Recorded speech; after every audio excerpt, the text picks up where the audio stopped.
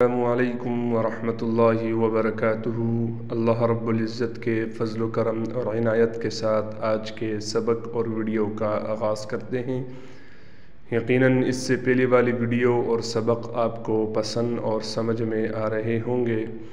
دعا ہے رب لم یزل سے کہ اللہ رب العزت آج بھی مجھے صحیح معنوں میں پڑھانے کی اور سمجھانے کی توفیق عطا فرمائے، اور ہمارے دیکھنے والے پیارے ویورز کو صحیح معنوں میں پڑھنے کی اور سمجھنے کی توفیق عطا فرمائے۔ جزاک اللہ خیرہ۔ اگر ابھی تک آپ نے ہمارا چینل قرآن ٹیچر سبسکرائب نہیں کیا ہے تو برائے مہربانی ہمارے چینل قرآن ٹیچر کو سبسکرائب کر لیجئے اور بیل آئیکن کو بھی دبا دیجئے تاکہ آپ کو ہر سبق کی نوٹیفیکیشن مل سکے۔ جزاک اللہ۔ آج الحمدللہ ہمارے چھوٹے چھوٹے جو قاعدے ہم پڑھ رہے تھے، کچھ چیزوں کے بارے میں، کچھ حروف کے بارے میں، اس کا آج آخری سبق ہے۔ کل سے انشاءاللہ تعالی ہم اماں پارے سورہ ناس سے اس اماں پارے کی آغاز کریں گے۔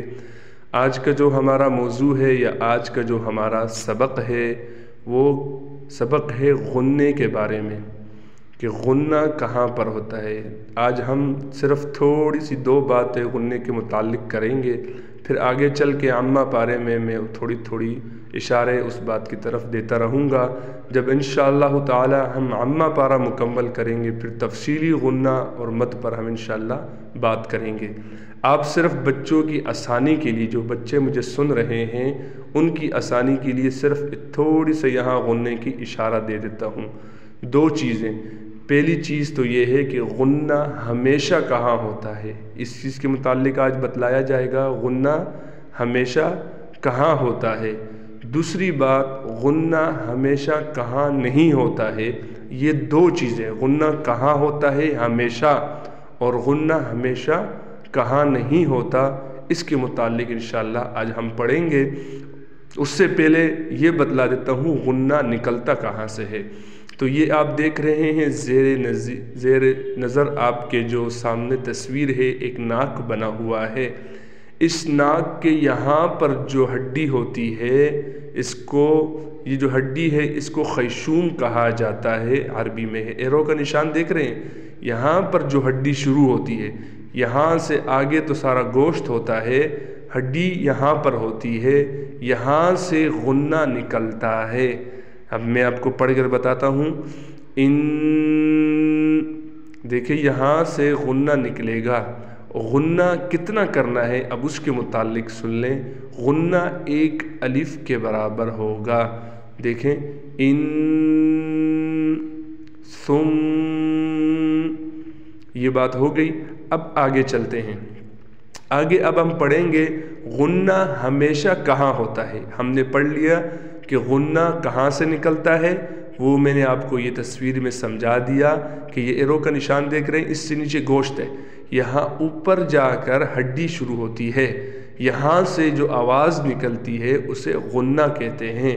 یہاں پر ہم نے ناک میں یہاں پر آواز لے جانی ہے غنّہ نکالنے کے لیے۔ دوسری بات، غنّہ ہم نے کتنی مقدار کرنا ہے، تو غنّہ ہم نے ایک الف کی مقدار کرنا ہے۔ یہ بات سمجھ میں آ گئی آپ کو؟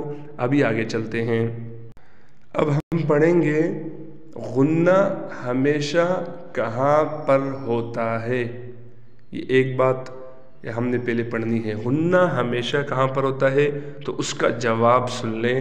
غنّہ ہمیشہ نون مشدد، جیسے میں نے اب میرے مشدد والی تختی پڑھیں گے تو وہاں آپ کو سنیں گے، وہاں آپ کو پتہ لگے گا کہ مشدد کیا ہوتا ہے۔ تو ہم یہاں لکھ کر بھی بتا دیتے ہیں، یہ ہے نون۔ کیا ہے؟ یہ ایک خالی نون ہے، ٹھیک ہے۔ اس کے اوپر اب ہم تشدید ڈال دیں گے، ایسے زبر ڈال دیا۔ اب یہ جو ہے، یہ جو نون ہے اس کے کہتے ہیں نون مشدد۔ کیا کہتے ہیں؟ نون مشدد اسے کہتے ہیں۔ یہاں پر ہمیشہ غنّہ ہوگا۔ کیا ہوگا؟ ہمیشہ یہاں پر غنّہ ہوگا۔ ہمارا سوال تھا آج کا، غنّہ ہمیشہ کہاں پر ہوتا ہے یا ہمیشہ کس حرف میں ہوتا ہے، یہ بھی بنا سکتے ہیں، یہ اور اچھا ہے۔ کس حرف پر غنّہ ہمیشہ ہوتا ہے، تو اس کا جواب تھا نون مشدد پر ہمیشہ غنّہ ہوتا ہے۔ نون مشدد ہو گیا، اس کے بعد میم مشدد۔ میم مشدد پر بھی ہمیشہ غنہ ہوتا ہے. یہ دیکھیں ادھر میں نے لکھ لیا ثم ثم، ٹھیک ہے.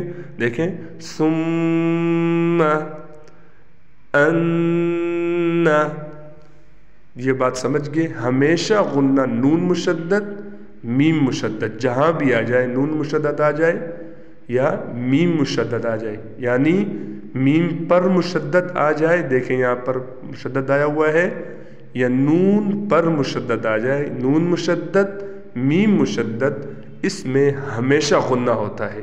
یہ بات یہاں تک بات سمجھ گئے. اب آگے چلتے ہیں کہ غنہ ہمیشہ کہاں پر نہیں ہوتا. جیسے کہ ہم نے کل پڑھے تھے حروف حلقی. حروف حلقی آپ نے اگر یاد نہیں کیے، آپ کو نہیں معلوم، تو ہماری کل والی ویڈیو دیکھیں، انشاءاللہ آپ کو معلوم ہو جائے گا کہ حروف حلقی کیا ہیں.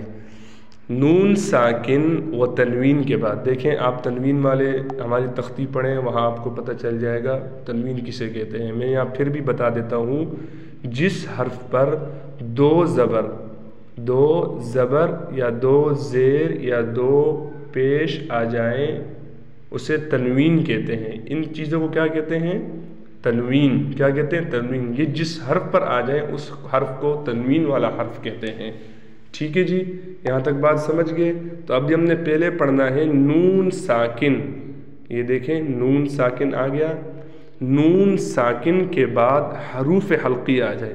نون ساکن دیکھ رہے ہیں، پیچھے ہم نے پڑھا نون مشدد، یہاں پر ہم پڑھیں گے نون ساکن.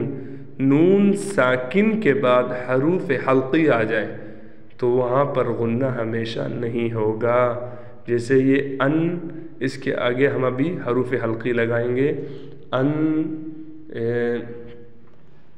یہاں پر دیکھیں قرآن شریف کی مثال میں یہاں ایک دے رہا ہوں، انذر. یہاں پر دیکھیں نون ساکن ہے، نون ساکن کے بعد حمزہ حروف حلقی میں سے ہے تو یہاں پر غنہ نہیں ہوگا. اس طرح حروف حلقی 6 ہیں. کل کی ویڈیو میں نے اس پہ تفصیلی بات کی تھی. 6 میں سے بھی کوئی حرف بھی آ جائے تو وہاں غنہ نہیں ہوگا، یہاں ہمیشہ غنہ نہیں ہوگا. یہ دیکھیں عظیم، ٹھیک ہے جی، عظیم علیم، ٹھیک ہے. دیکھیں علیم. اب یہاں نون تنوین آ گیا، دیکھیں 2 زیر، ٹھیک ہے. اس کے بعد والے حرف کے عین آ گیا. اب اس میم پر غنہ نہیں ہوگا.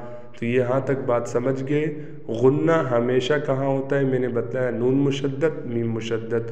اور غنہ ہمیشہ کہاں نہیں ہوتا اس کا میں نے بتایا، نون ساکن اور نون تنوین یا تنوین والے حرف کے بعد حروف حلقی میں سے کوئی حرف بھی آ جائے وہاں ہم غنہ ہمیشہ نہیں کریں گے.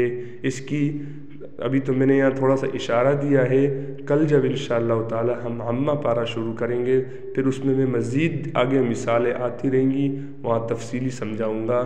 یہاں تھوڑا سا سمجھ لیں، یاد کر لیں کہ نون ساکن اور تنوین کے بعد حروف حلقی آ جائے وہاں غنہ نہیں ہوگا. جزاک اللہ خیرا.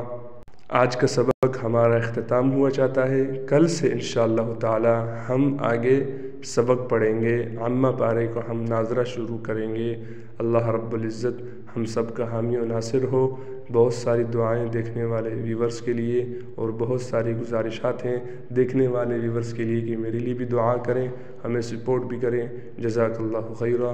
السلام علیکم ورحمۃ اللہ وبرکاتہ. اللہ حافظ.